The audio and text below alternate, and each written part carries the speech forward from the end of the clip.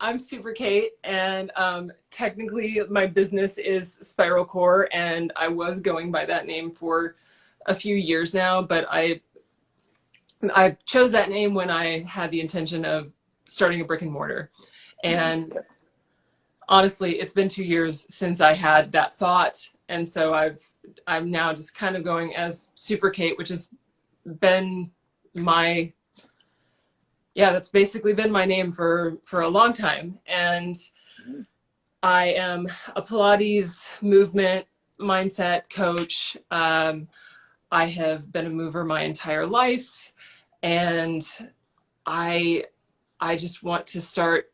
I want people to be curious about what's going on in their body, and also how that message is connecting to their head, and how their head messages are connecting to their body. Mm-hmm. So. When you say curious about their body, it's almost like when talking about with kids too, like you almost have to give them a vocabulary to even ask the right questions of their body. Yeah. And I, I'm still pretty type A, and I do like having like a direction, right? Like, okay, this is what Pilates gave me, or this is what a personal trainer, certification gave me. But then along those lines, applying imagery and constantly reassessing with my students, how does it feel? Yes. Because it doesn't, like, if somebody doesn't like bicep curls, which I have no, I don't enjoy them or dislike them, like they're just bicep curls, right? But to give somebody the opportunity to have an opinion, as opposed to, well, my teacher told me to do that, and then how am I feeling that? How's that both on the, in the whole movement itself? Like, I think that is a really amazing learning opportunity. And we often just go through life thinking, because we are thinking beings. And so if we can start getting curious about every bit of movement that we have, not that we should spend our day, ooh, what is it like to pick up a coffee cup? Oh, what is it like? Right? Right, yeah. But yeah, getting that conversation going. And we all have our own conversations and how we talk to ourselves. Yes. And so I can say, imagine doing it like this. Now, how does it feel to you? They're going to come back with, well, it didn't feel, one of my favorite things is peanut butter movement. It didn't feel like peanut butter movement to me. It felt like this kind of a movement. And so, okay, is that something that you enjoy doing on a regular basis? Is it a natural state for you? Or is that just how your mind translates this? And is that good or bad? And I love asking questions. Clearly, I just came running into this whole thing asking you questions. I love that. Yeah.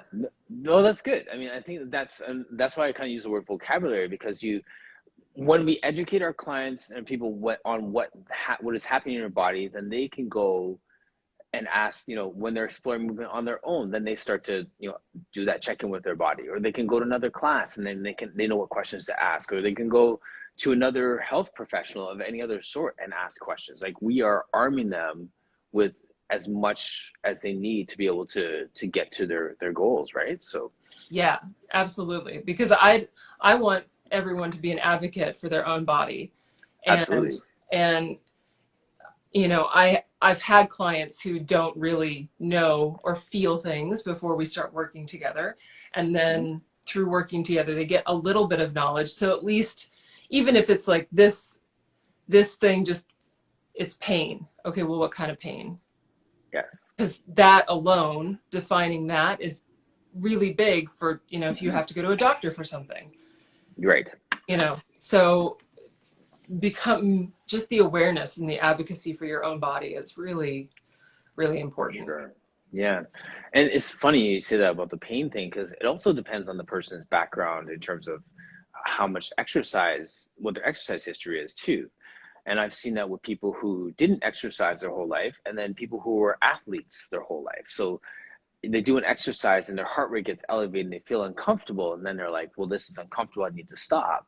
And then you have someone who played sports, varsity sports, and then they know just to push through, push, push, push. So sometimes you're reeling people in, and other times you're pushing them forward with the exact same exercise based on their exercise history. Yeah. Yeah. I love, I mean, you kind of end up having sort of an ideal client, right? Or the type of Yes. person who generally finds you. But Yes. I will say that there were aspects of when I was working in other studios, because I wasn't in charge of my clientele. Like they came to the studio and I was assigned, and having that range of, someone who is 85 and can barely walk versus Yes. a collegiate track star, right? Right. And oh my gosh, like they both have very similar issues, but they Mm-hmm. think about them They very different. present differently. Yeah. Yeah. Yeah. Yeah. So, Yes. what do you, how often do you, when you're working with clients, do you let them explore movement before you talk about it? Or do you just give them a basic sort of, this is how we're going to do the movement, go forth? Yeah, I do both. And I feel like there's sometimes, because I'm so used to, and they're also used to me directing them through their movement at certain times, that I have to really preface it if I'm saying like, I want you to just go, do this, this, this, this. Let's see what it looks like. If I'm not talking, you're good. Like, don't wait for the next cue. Like, just move, sort of thing.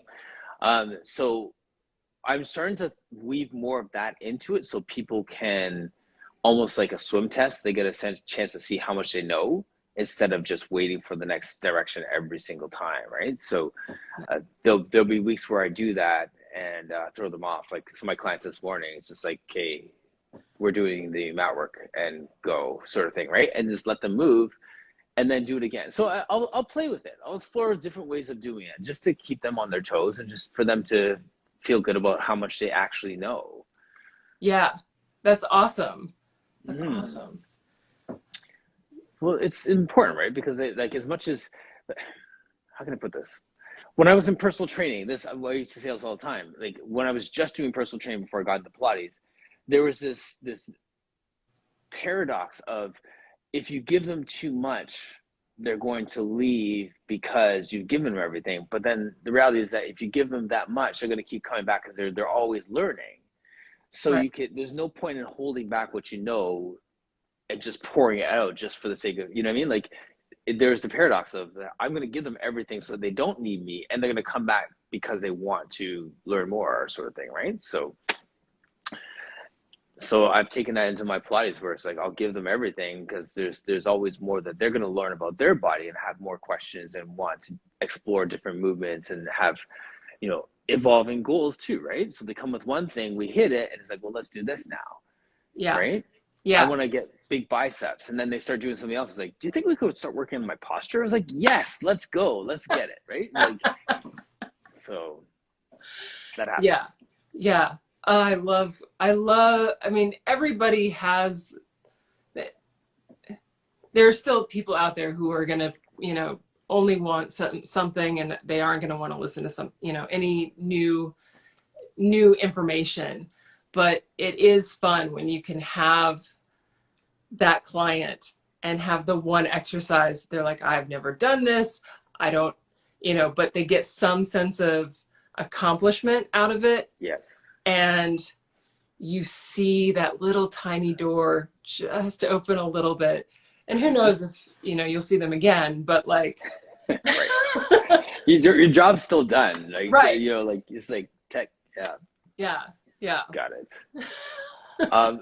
I had this morning my second session with the husband of one of my clients who does my online classes. Mm-hmm. So after maybe 2 years of saying you need to do Pilates, like you're a triathlete, you're a CrossFit guy, you're a golfer, Pilates will help you.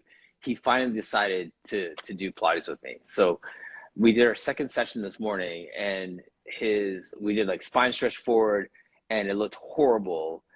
And we spent the rest of the time working on movement stuff and getting ready for his golf game that afternoon and doing things. And by the time we're done, it was like I took pictures of the before and after on this spine stretch forward, just the one exercise. And I walked away from the session this morning. I was like, that is exactly my ideal client right there. Right? I always ask people, who's your ideal client? And I had an athletic male who had never done Pilates before, but loves movement, loves working out, and doesn't understand the value of it. And in the second session, he's like, okay, this makes sense. This needs to be in my world. Yeah. You know what I mean? Yeah. So it's good. Those are like, I would train people like that for free. Like if I won $10 million, I would show up tomorrow morning and start training people exactly like I had no money in the bank.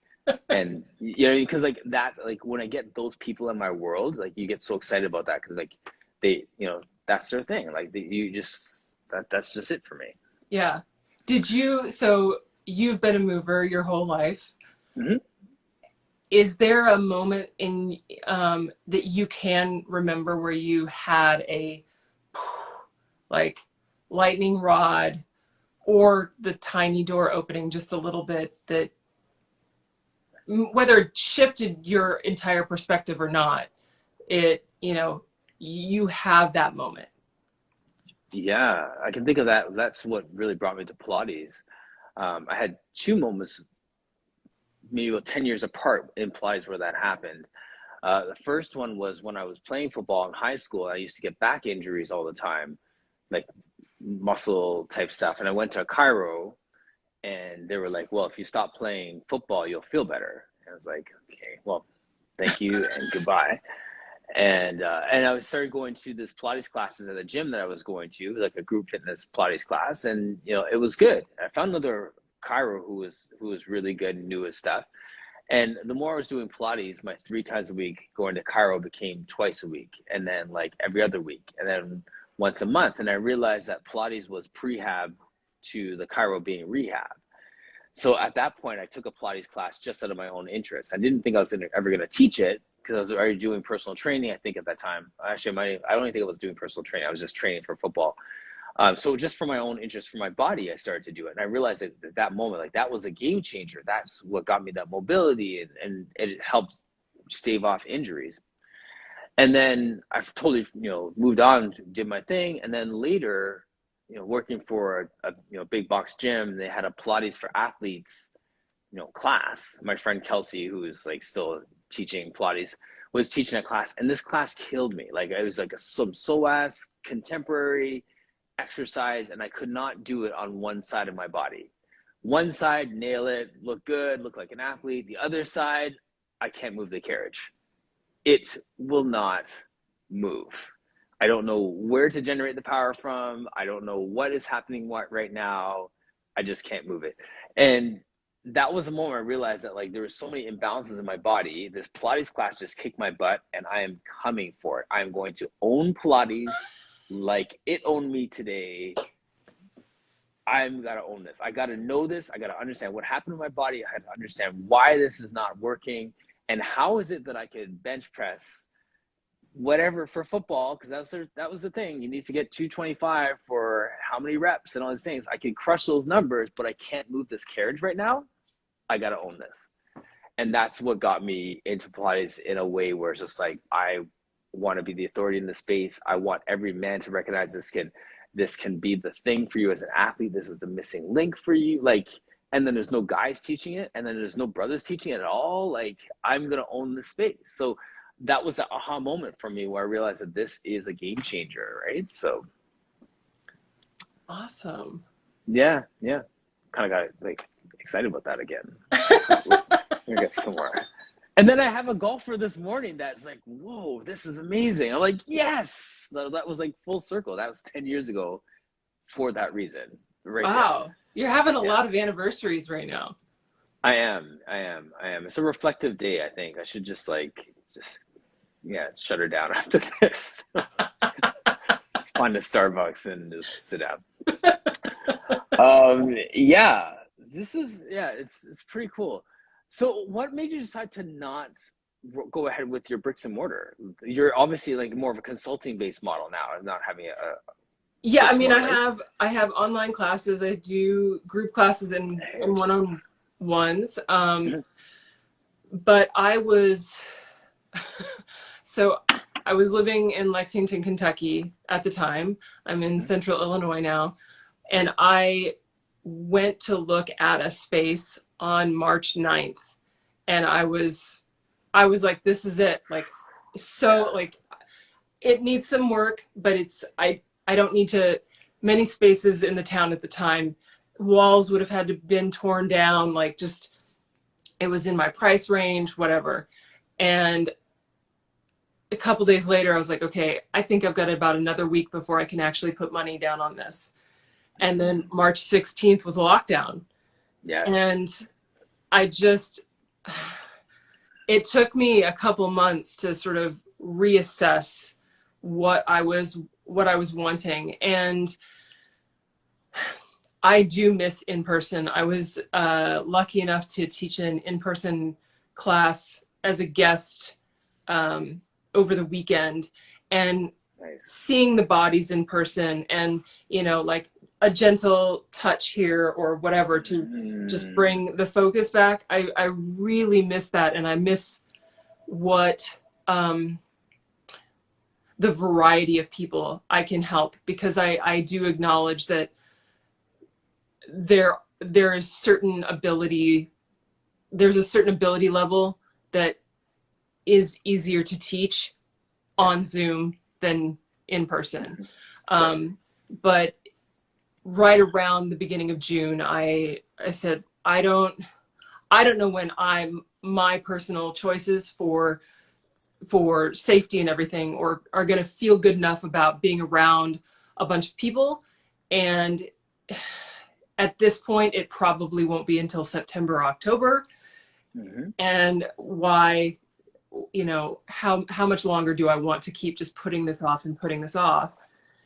Just go all in on online. And then I really, like, after about 2 months of that, I realized I actually haven't spent longer than about 5 years in one city since Wow. I was a kid. So Yeah. locking myself into a brick and mortar in one city was going to tie me there. And I really believed I could do it at the time. But Hmm. now I'm very grateful that I have the mobility and freedom to teach wherever I want. So, Yeah. Yeah. so yeah, ups and downs. I mean, Right. yeah, I Yeah. do In miss. retrospect, it sounds like it was the right decision, but I'm sure that was so tough to swallow at the time. Oh God, yeah, there was so much, so much that's behind it too, that Hmm. I've let go. And but this is what is really best for me, and I couldn't have timed it better, honestly. Like, I Right. Yeah. I would have had to take some other regular job to cover those costs at that point if I had ended Yeah. up signing that lease. Um, yeah. Yikes.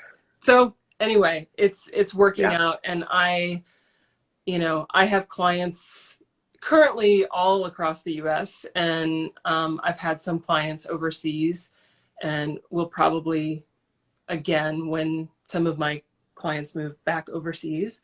Hmm. Um, but yeah, I worked remotely for 7 years in my previous career, and while again there were always downsides of that remote working, Yeah.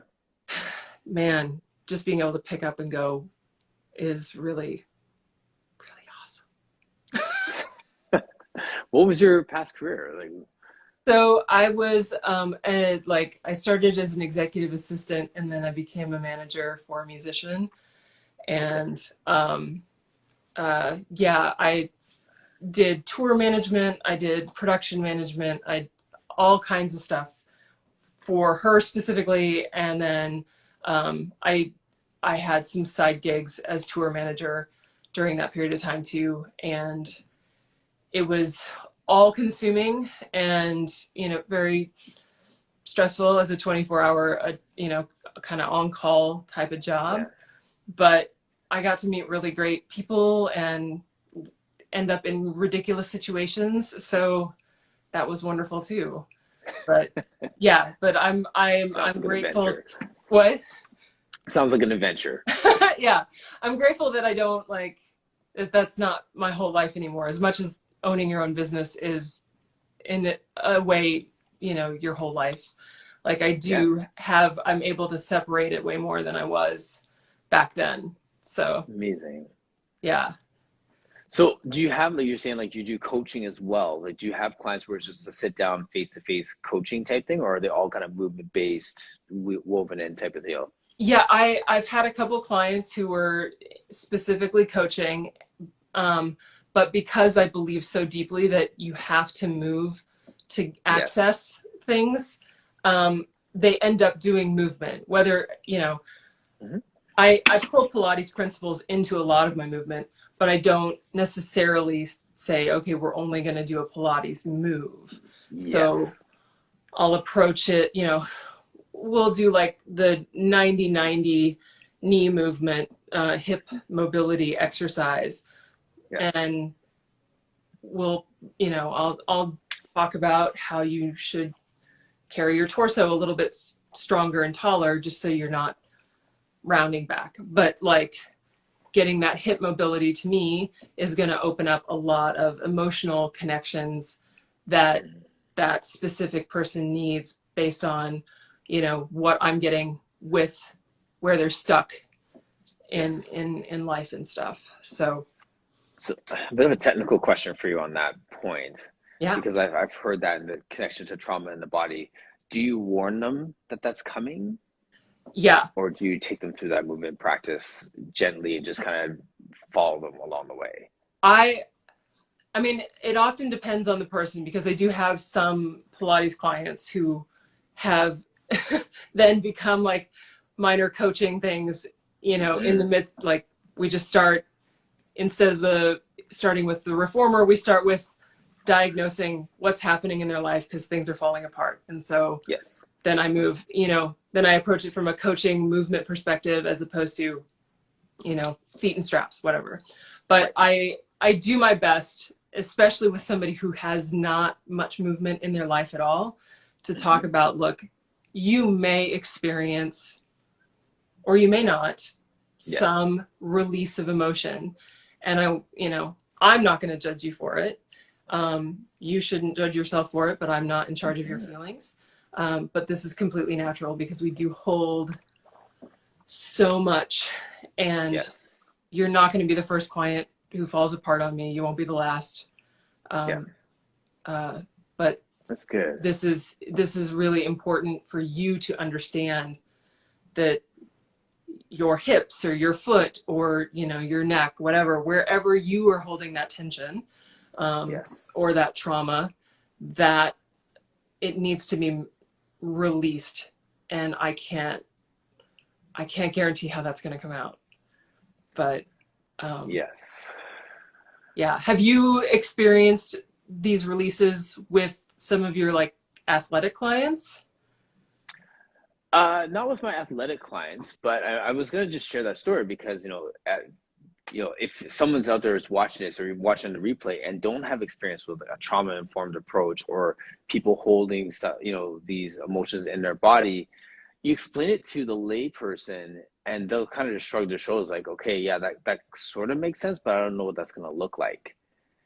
Yeah. And I had a client, we were doing an exercise, a mat work exercise, and normally she could do it. She did a lot of yoga in the past, so she's pretty bendy, but there's times when she comes in kind of broken and sore from whatever. And we're doing exercise she's done before, and she just can't get it. And then all of a sudden, she just bursts into tears, and she's like, "Why is everything in my life so hard right now?"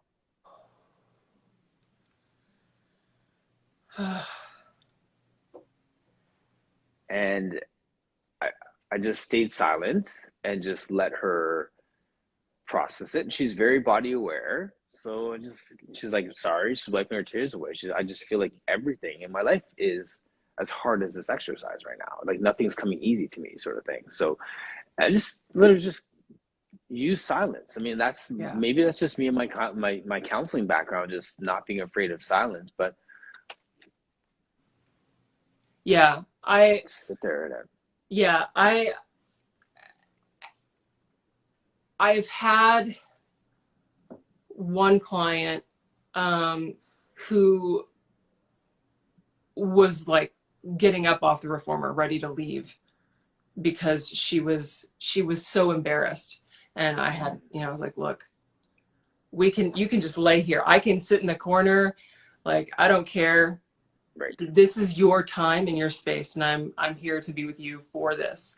And and then I've also had moments of silence like that, but oftentimes those are with the people who understand their bodies and their movement a little bit more, and you're allowed, like, Yeah.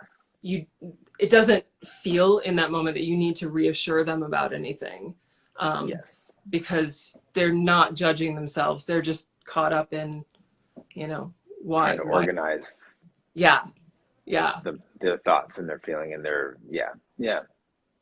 Yeah, it's fascinating. You I think the more that I have these conversations with people, the more I've become aware of it.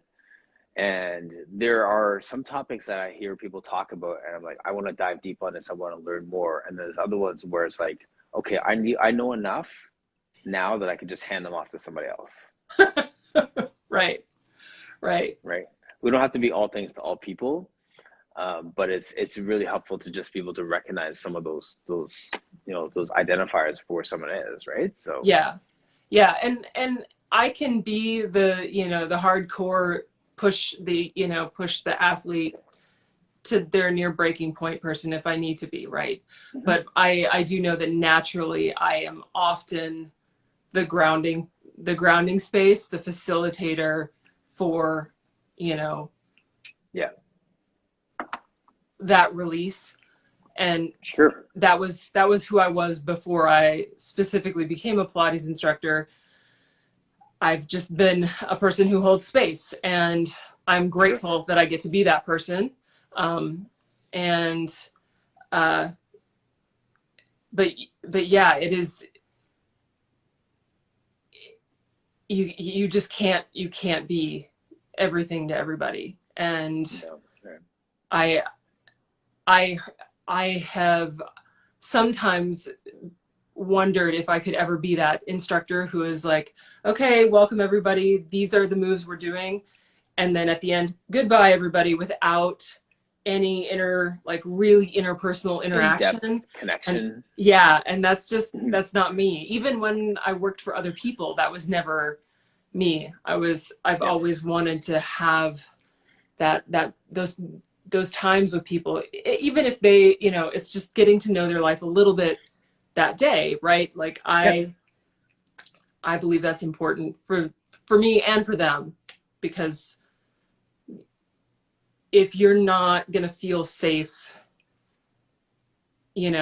expressing your day, even if it's just it was great yes. in a class with me, then you're certainly not going to be able to express what's happening in your body. And Yeah. Well, you move with a high level of intentionality, mhm, right? So because of that, you're gonna approach every situation with that same level of intentionality. So if it means you're just pulling one nugget out of somebody that day, then like you're like, well, that's my job here is done, right? Like, I mean, you can't just flow in and out of stuff without any level of depth and connection. I feel like that as well. Like I feel yeah, like there needs to be some point of connect. And if there isn't, that's fine too, because you realize, well, that's probably not your people in the long term, right? So, yeah, yeah. but yeah. So you have your faith practice. Mm-hmm. Do you have daily practices outside of that you do? I mean, you talked about having your sort of wrapping up the end of the month type thing. Mm-hmm. Do you have things that you do where you set intentions or purpose? Um, Sure. Yeah. Yeah, like journaling, like meditation, those sort of things. Yeah, I think those things are very, very key for me. Even if nothing else, just to kind of capture all the thoughts that are swirling around in my head. Like I just need to like a net, just grab them all, and Yeah. put them on paper, right? So actually, here's a shameless plug. My good friend Kwesi has a journal that he wrote, and I like to, my journals typically just don't even have lines; they're just like really free flowing. But he has set up a few prompts on this, like reframing, identifying self care, and engagement. So setting up like I'm grateful for some of my intentions for the day are, and so on. So it kind of gives a little bit of a guideline. Sorry, my battery's dying here. Oh, So he mailed one of these to me. We're back on track here. yeah, yeah. Okay, cool. Yeah, so he mailed one to me, and I used it, and I found it became good for me to do, like, just like I come into the studio, I grab this while I'm getting my coffee, write in it, and it's been a good like new practice for me to have it a journal with prompts, right, as opposed to just like my free flowing thoughts. So yeah, it's good. I think that that's important for me. Like everyone has a different flow to that, but for me, I find that yeah, that's my thing. So yeah. Yeah. When did you start journaling? Long, oh man, like that's as long as far back as I remember, like from like teenager. Nice. Like yeah, I've been doing it for a long time. I draw all over the place, all over my house. Like every time I move, there's boxes of journals, and I debate throwing them out and choose to keep them. And yeah, that's my thing. Yeah, Awesome. Awesome. yeah, yeah, Wow. It's rare that I meet anybody who has journaled that long, honestly. I mean, yeah. I think I started I mean, I had like, when I was 9. Oh my gosh, this blah blah blah. Like I sold, some cookies with my brownie, whatever, Right. my that kind of little kid journal. But Yes. I started doing the artist way journaling when I was 30, I think. Okay. And then I go in and out of that, and I've added more intention and questioning journal prompts in. And yeah, I've kept a lot of those artist way stuff, which was just free form writing, which going back, I'm sure is boring as hell and isn't going to provide me with a whole lot of insight or anything. But Yeah. I have a few boxes of those, and I'm debating, is this worth it, or should I just keep the ones where I've had a little bit more awareness and purpose behind my answers, as opposed to, yeah. Isn't it fascinating? I think the same thing. It's so fascinating how we want to even polish our raw thoughts, right? Like the most mundane note in there is probably significant, but we're like, I want people to find like my deep, like introspective, brilliant thoughts that I've captured on paper somewhere. Like, no, no, Yeah. they're all there. They're all there. Do your Kate, kids journal? oh, sorry, go ahead. From time to time, not really. Not no, my stepdaughter does. My boys do occasionally, but very, very rare. Not enough to say that they do. Yeah. Yeah. So I was gonna say we didn't even talk about burnout. Like we have like 6 minutes left, and we went everywhere. But your post just on getting ahead of burnout. So can you just talk to that real quick, because I think that it kind of ties in with the procrastination, and it's June 30th. It's like halfway through the year as well, right? So there's a sense of like ready to just check out for the year already for some people. Yeah, and I mean, I'm sure I've had various levels of burnout throughout my life, but really I noticed the biggest one was as I was leaving my previous career, and not wanting to talk to anybody, not wanting to have any responsibility whatsoever, and feeling sort of the weight of 7 years, just wanting to say, Investment gone. yeah, yeah, and Yeah. just I, and so reflecting back to that time, and mostly because I I went to Mexico with my family, like a family reunion type thing back in April, and I came back as exhausted and like Mm-hmm. everything as when I left, and knowing that I've done that previously, and then looking at, you know, everything in the state of the world and things currently happening here in the US, Yeah. and, Yeah. you know, not feeling like I have anything left to give. And I'm very lucky to have my own business where I can make my hours and I'm not working under somebody else. Yes. And I still have practices that I use so that I don't fall so far off that level of burnout, because Yes. we we just keep going so much day to day, again, without the awareness, without intentional, you know, anything. And Yes. even adding a little bit of that into each day, connecting your purpose to however, you know, whatever you're doing, that is a level of awareness that can not so much bring positivity, but maybe even just neutrality into, this is Yeah. not going to tear me down. Like this, you know, this day Yes. isn't going to take everything from me. Right. And Good. then, you know, we can be burned out with our regular workout practice, because even when we're working out, we're still thinking about our to-do lists, and we're still, Yes. you know, Consumed our thoughts. Yeah. yeah, Distracted by our thoughts. Yeah. yeah, consumed with how our bodies look compared to other people's bodies. And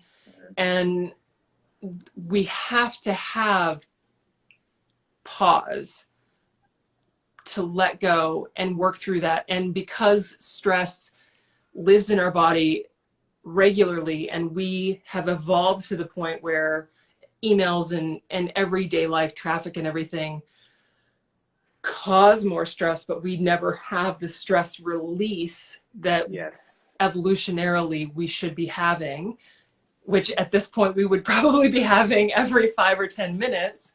We Right. have to mitigate that somehow. So we need to bring Yep. in a little bit of daily practice to bring regulate our nervous systems back down, so that the next email isn't going to be, you know, a reaction up to here. It Yes. is like a reaction to here.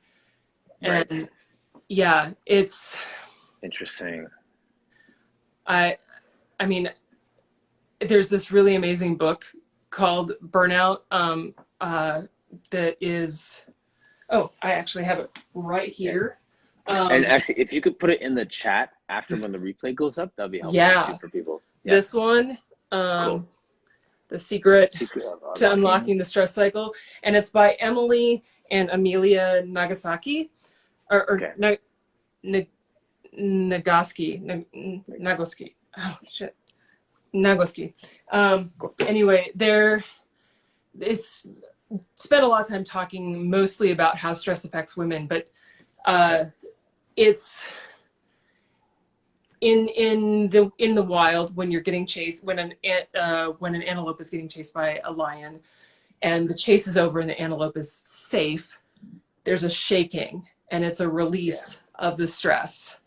Yes. Well, we may have done that moons ago, but we no longer do that. And so driving in traffic, part of the stress is we think we have to be somewhere. So there's this, like, you know, set up of what will happen. Kate, Yeah, you're gonna die. I hate to. You're Yeah, gonna die. not gonna die, but like the Instagram cuts off at an hour, and I think that it's gonna shut out on any second. So I don't want you to lose like mid thought. Yeah. But I think we definitely need to do a part 2, because we didn't even get to our topic until like 3 minutes ago. But this is so fun. Can you in the comment section afterwards, like if you have like any like online, like you have some online classes and stuff that are coming up, just put those in there too, just so people can follow you along, and I'll tag you in this as well. So if you want to pull some sound bites out of it, like please use this as much as you can, because I think that, I mean, you just have such great content on here that just, you know, illuminates who you are. Like I love when we can highlight the, you know, the man or the woman behind the brand. So Thank you. Do it. Thank you. Yeah, well, thank you so much for having me. And I mean, I love talking to you. So whether it's on here again or in offline world, absolutely. Yeah, you're wonderful. Thanks. I'm gonna have to journal about all the things that you hit me with right at the beginning too. So And text collect your my dad. thoughts. Yeah, and text my dad. That's the next thing too. So I have some homework. Thanks for my therapy session. And Lori's saying, "You're awesome, Super Oh, you're Kate." awesome too, Lori. And yeah, thanks to Joseph. Yeah, observing is powerful with is so powerful with teaching. She was saying earlier. Elevation. We had like a counseling. Like a physio place that came into the chat earlier today too. So yeah, so thank you everyone who was watching. Super Kate, Yeah. much love. Thank you so much. Yes. Have a great day. All right, thank you. Have a great day, everybody.